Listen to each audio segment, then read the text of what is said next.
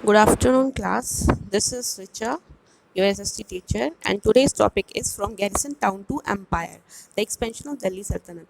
जैसे आपको पता है कि हम लोग दिल्ली सल्तनत पढ़ रहे हैं कि इसका विस्तार कैसे हुआ। तो पहले जो दिल्ली सुल्तान थे वो एक गैरिसन टाउन्स के रूप में रहते थे। तो गैरिसन टाउन बच्चों वो टाउन होती है जो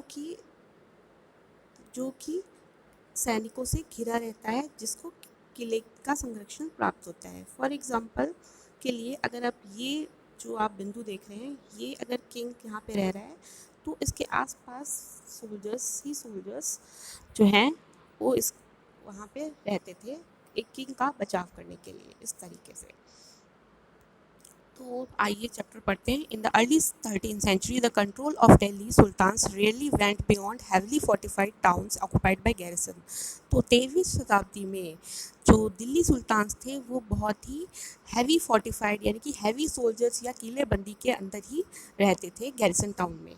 the sultan seldom control the hinterland. अब हिंटरलैंड क्या होती है? Hinterland the land adjacent to a city, एक ऐसी लैंड जो कि जुड़ी होती है उस सिटी से, जहाँ पर गुड्स जो सामान ज़रूरत की चीज़ें होती हैं वो ईज़िली अवेलेबल होती हैं। तो राजा वहाँ ना रहकर वो एक गैरिसन टाउन में रहता था, वो हिंटरलैंड में ना रहकर गैरिसन टाउन में रहता था।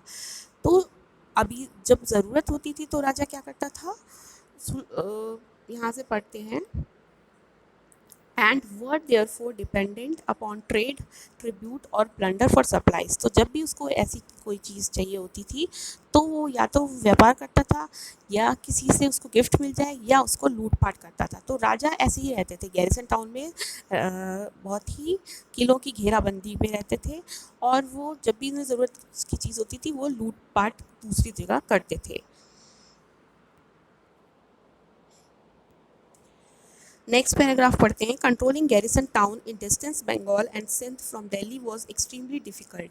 अब बच्चों गैरिसन टाउन भी एक नहीं होती थी। अगर आप इंडिया का मैप देखते हैं, फॉर एग्जांपल अगर दिल्ली ये गैरिसन टाउन है तो एक गैरिसन टाउन यहाँ पे और एक गैरिसन टाउन यहाँ पे है।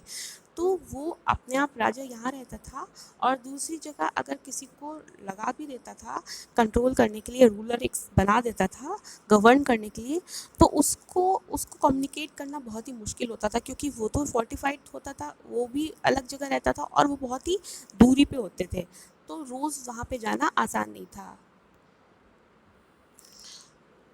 और rebellion war even bad weather.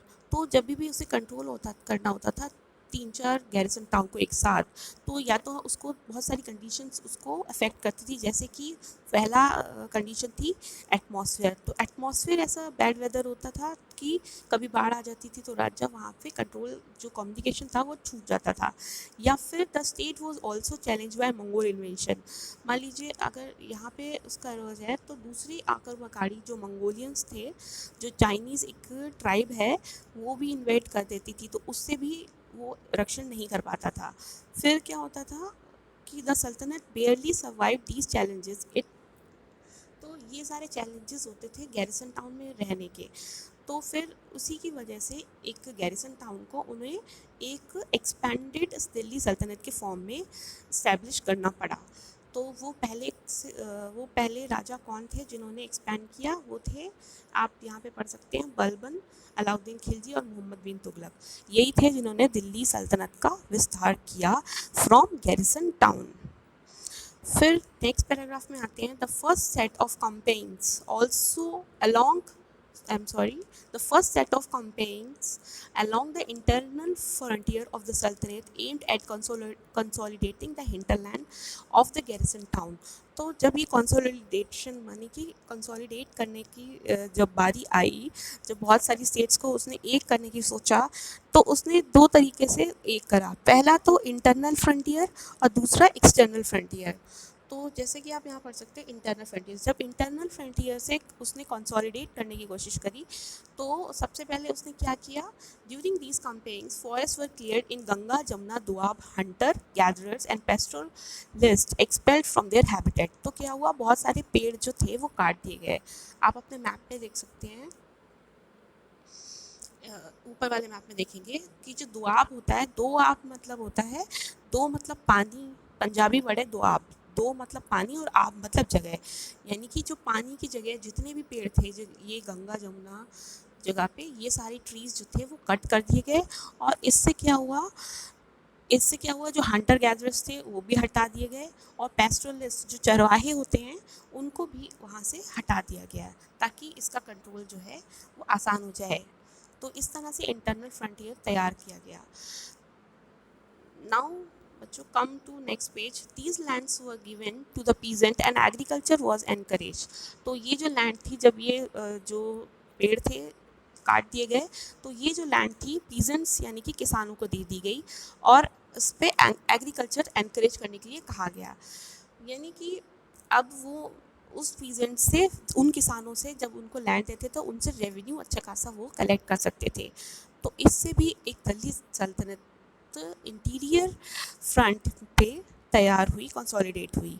New forests and town were established to protect trade routes and to promote regional trade. और बहुत सारी फॉर फोर्ट्रेसेस फोर्ट्रेसेस बहुत सारे किले बनाए गए, बहुत सारे टाउन्स इस्टेब्लिश करे गए, इसी ट्रेड रूट बनाया गया।